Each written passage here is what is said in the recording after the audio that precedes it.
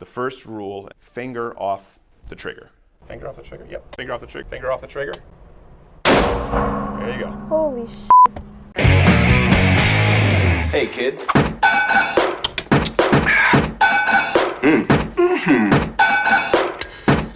This is a tasty burger.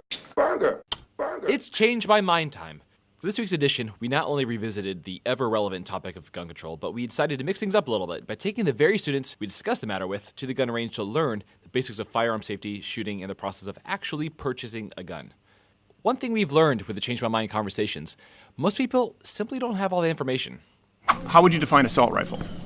I don't know exactly how to define it. Like an automated weapon that is capable of mass shootings. Like, I don't think a pistol is capable of what, like, an assault rifle 15 can do. There should definitely be more, like, restrictions on how, like, you can get one. Like, there are people out there, as you've seen, like, that aren't fine, that can do the same thing that I can do, you know? So, like, Have you ever purchased a firearm? No. Okay.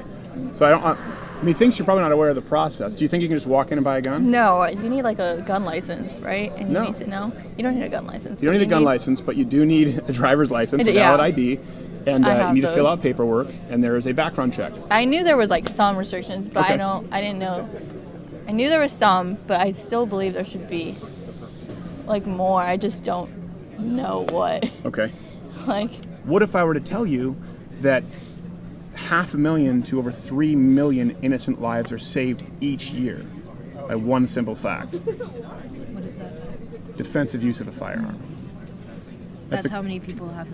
According to the CDC, a minimum of 500,000, potentially over 3 million. And by the way, that's really hard to, that doesn't take into account many times a firearm saves a life just by brandishing it, and the shot is never fired. That is true. that is true. Yeah. I always encourage women, if you can, to at least go learn how to shoot and protect yourself responsibly, and then consider purchasing a firearm. Do either of you own a firearm? No, but I have we have a friend whose dad has a law, and she has one too. And Have you ever shot firearms? I've never, but she has Neither a one of couple you? times. No. Shauna and Tara. Yeah. Okay. Would you be willing to, maybe in a follow-up, we could do a segment on this, go with me to a range, shoot for the first time, and purchase a firearm? Down. Yeah. I'm down. Purchase a firearm, yeah? Yeah. Okay. They didn't know everything about firearms, and that's okay. Enter the twist on this week's Change My Mind, where we took these gals, eager and willing to learn, to the range for the first time.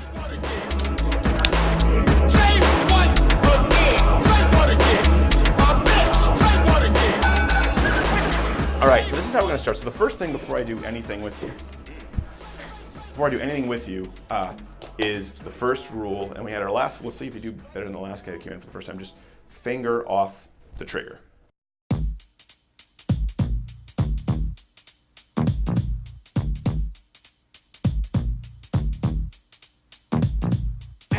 Like I said, don't be afraid of it because you know it's not loaded, so hold it firmly. So with one hand, push that button, push that out, check it, have her check it. And then Push it back and you feel a snap. Yep. And just always keep it aimed somewhere. Yep.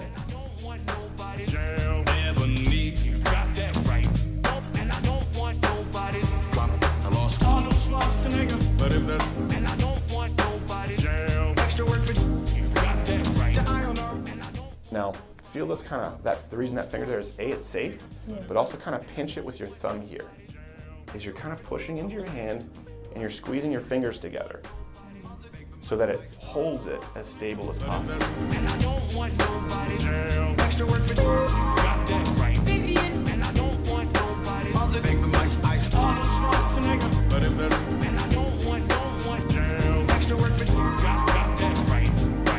This is probably the least, to most people, the least intimidating. Gun reform, kind of what we talked about there when we were at your school. No one really is even talking about these. yeah. So. The Elmer Fudd gun that can do a lot more damage than. Yeah, some people would argue.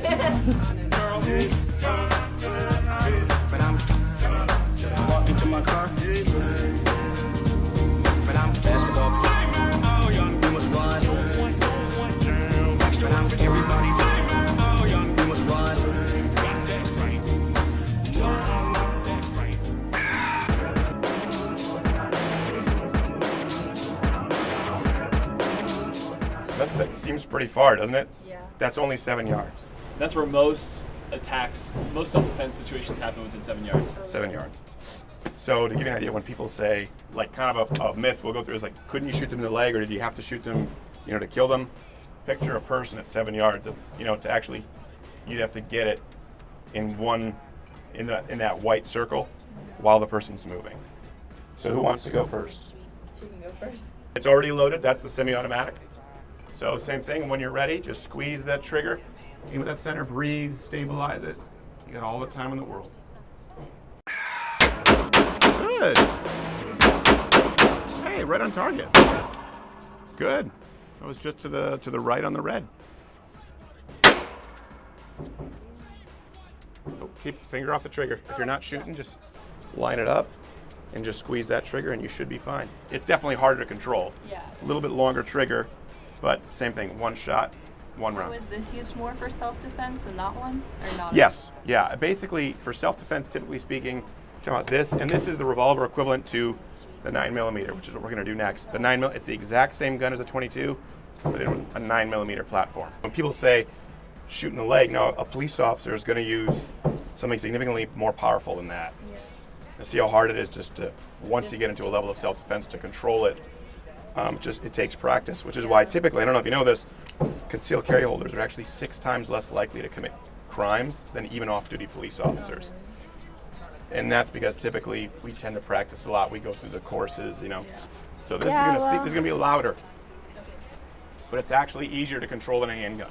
Okay. So I'll show you first. I'll just take a shot. Now, do you know what AR stands for? Automatic rifle? No. Oh, wait, not assault rifle. Sorry. It stands for Armalite.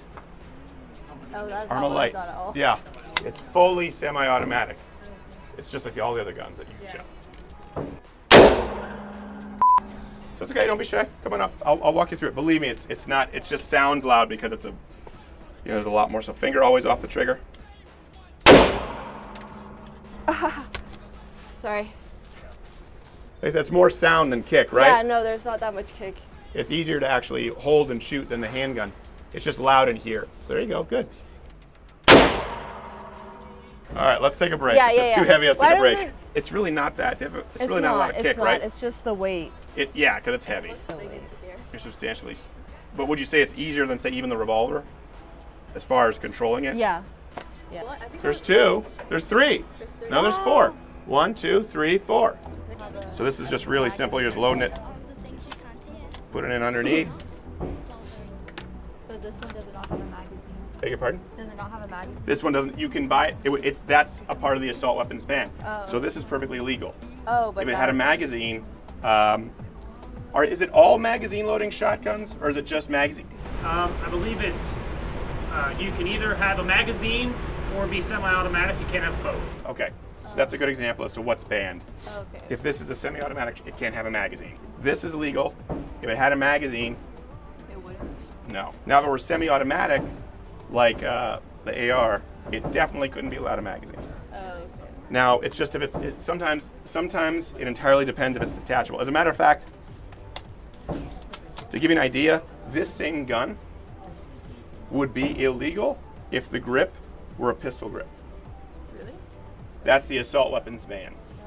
And the whole purpose of it wasn't to make people safer. You want to tell me that me holding it this way or this way is going to stop a school shooting? It was just to disrupt the firearm manufacturing industry and make it hard, and it's a PR battle. Okay, once you're ready, you're going to pump it. It's not chambered, so you're going to pump this back and forward, and then just aim and shoot. This one's pretty simple. Does have some kick for sure, but just so you've done it once. So really make sure you get firm. Yep, there you go. Okay, don't be shy with this as far as getting the firm grip. Pump it forward and back. Finger off the trigger. You okay? Yeah. That's the hardest one to shoot. Did it not go in? Back. Now forward all the way. There you go. It is ready. Get it right in that. Oh, sorry, get it right in that. Okay, it's gonna give you some kick, so hold a firm grip on it. You okay? Yeah. You want to shoot another one? No, I'm good. You're good? Okay. Ladies, good job. But the truth is, a shotgun, that's just a 12-gauge shotgun. You've heard it, almost no one ever talks about it because it's one of the most common hunting guns. But certainly as far as if you're just talking about the most damage, that's why actually a lot of shotguns have been used in public shootings, that they just modify, because that thing is, I mean, it's hard to control, but it really is. I mean, that slug that you fired would go through Jared, Mark, both of you, and the drywall. Yeah, whereas the AR-15 would not. But it just doesn't look, because it's a pump, and no one thinks of it because they've grown up with it. And so no one really talks about it. So if the goal is really to make, if we're talking about removing guns that can damage people, that would be the, but no, that's not really the purpose. Did it surprise you at all that of the firearms, the ones that people don't really even talk about or mention, like banning it all, is that last shotgun? Yeah, like that one was really scary to me, just because like it hurt a little. I mean, it hurt, but it had more of a kick. And it makes a much bigger hole. Yeah, it makes it, the hole was like way bigger. Yeah. But like the AR-15, that was like the same as the smaller ones. So what would you shoot again? Oh yeah. Oh, you would? Yeah. You seem like you were the most eager to get back up there after she was out of my way. Yeah, If you were to buy one for yourself, what would you get, do you think? Probably the, like, not the 20. The 9mm PPQ? Yeah. Well, they have that here, so let's go through the purchase. You come up with one of us. Yes. You guys over 21? Gotta be 21. Gotta be 21 for a handgun. You can still fill out a background form. Can we still see the process? Yeah, Yes. I can even, Well, I you know can what? even still run the background check. We even have an AR-15 that is 22. On a 22 platform? Okay. Wait, so when you're 18, you can buy a long gun? Yes, but you cannot buy a handgun. Oh. I forgot about that even, because I was just been a while since I've been 21. Yeah. Are there any of these that interest you that you would like? Would you like to get the? I don't know. You sound like you were keen on that handgun. You have to just wait till you're 21. I mean, If you want to get one of these, you can. But if you're like, you don't feel. How about we just go through the background check? Okay, let's go Yeah. through. Okay, Yeah. so let's do it as though you're going to get that. yeah. But let's do the background check. Yes. Okay. Yeah. Well, need your IDs. He has them. Was that? Oh, he has them. Yeah. That's right. All right. Let me go get them. Actually, that's kind of interesting, because we were just going to go through it so you would learn the process, but you can't really go through the process for the gun that you wanted. You wouldn't even be allowed to buy it. Yeah, that's interesting. I didn't know that. So this is the process, any firearm that you purchase, that you go through. Everyone in this state, legally, yes. Whoever comes in here has to purchase the firearm for themselves, because they have to pass the background check. No, there's something called a straw purchase, which it means, like, if you were to come in here and I get the feeling that you're buying a gun for her, but you're doing the background check in your name, I can go to jail if I sell you the gun and don't say anything. Oh, really? Yeah, so, like, we've actually had to do that. I was selling the gun, and then I hear the conversation. I'm like, wait, who's this for? And then they lie to me. Then they turn around and talk about it, and I'm like, okay, Right. well, I'm not going to sell you the gun. Right. This isn't like a gun registry. Yeah. So like this paperwork we fill out doesn't go anywhere. We put it in a filing cabinet. The government doesn't know who owns what guns. Right? Yeah. There's more guns here than there are people. So it's not, there's no way to track down where this gun goes after you leave the store with it, other than they come here and we say, hey, they have to know your name. They say, did this person buy a gun? I can tell you what gun you bought. All right, so this is your part. You're filling out, it's called a 4473. It takes all your information. You got to enter exactly as it appears on your license here. Okay. So if it's capitalized, you'll capitalize it. There's like a period, with a period, so on and so forth. One thing that people mess up is where it says county, they blow through it and they put USA, not thinking. Oh. Yeah, if you were in another country, you wouldn't be able to buy a gun, actually. Okay. So it's county. So make sure you read everything. All this stuff is laws that you need to know when you buy a gun.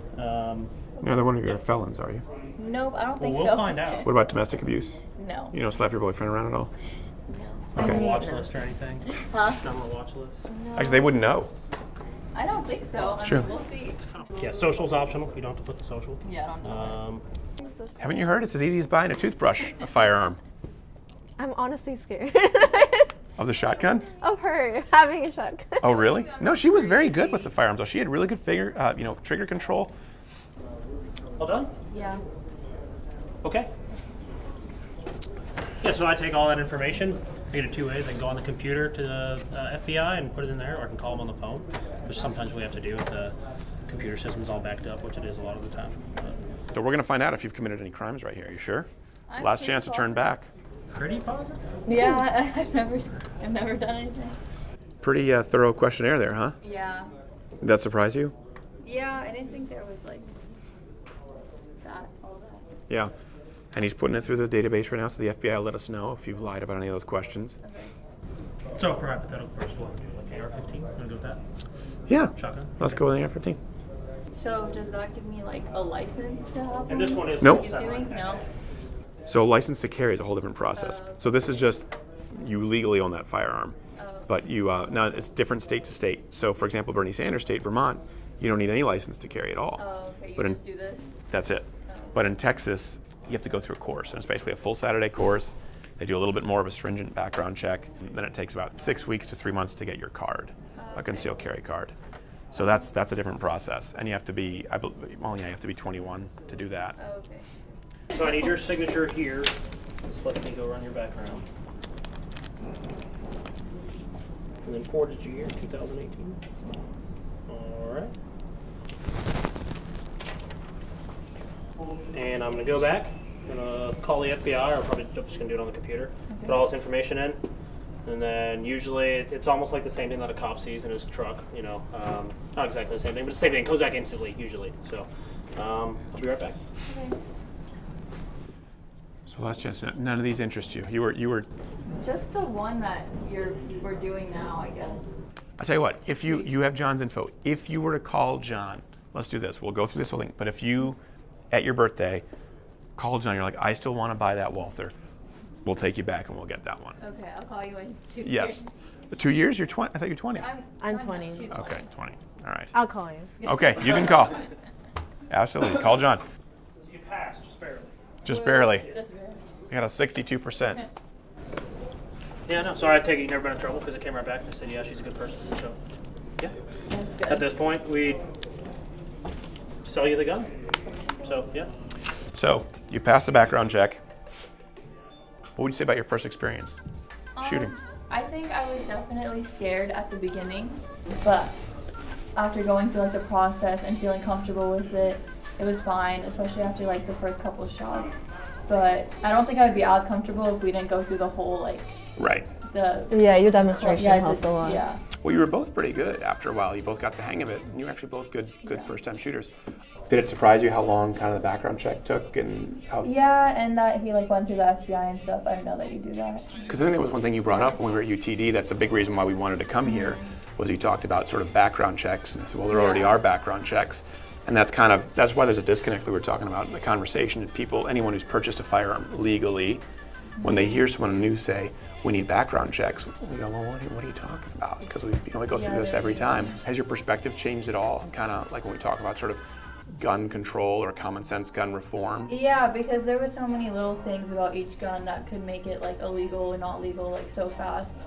For example, like making the trigger like different. Yeah, basically, it would be a pistol grip as opposed to a rifle so grip. I don't know. That's like pretty dumb to me. What about you? Something that I was like thinking about from our previous conversation back at UTD was, remember how we were talking about mental illness and like how people with mental illness end up not being able to get one? What's the line? Isn't that a good question? Yeah. It's very astute that you asked that question, because that's something you were thinking since we last spoke about it. When I see that, and I see on television, I see politicians and the talking heads talking about it, for example, semi-automatic, and I'm going, well, they don't know what that is, or they don't know that there is a background check. Yeah. Same thing with mental health. If you look at sweeping legislation, basically it gives the government power to determine who's mentally unfit. Like I take medication for my anxiety. So does that, Sure. like, what does that mean? Like, does that mean like... You know, that's where the conversation of rights versus freedoms. Are we okay with that?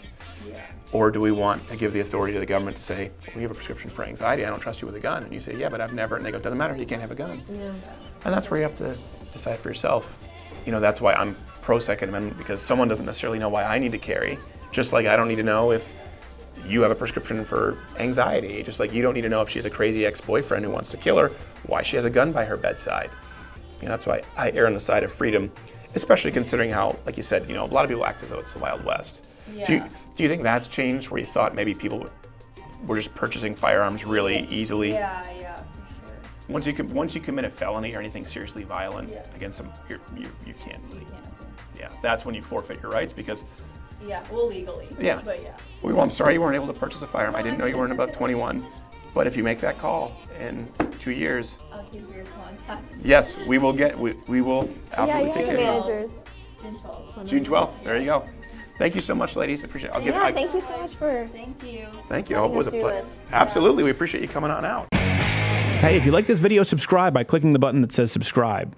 If you didn't like this video, you should subscribe anyway, because then you can watch the next video. And what you can do is downvote it and leave a comment that's really negative, you know, particularly if it's something like, I don't know, maybe anti-Semitic, even though I'm not Jewish, or something about my hair, or something about my weird nose. Just leave a really negative comment so that everyone else around can act like they care.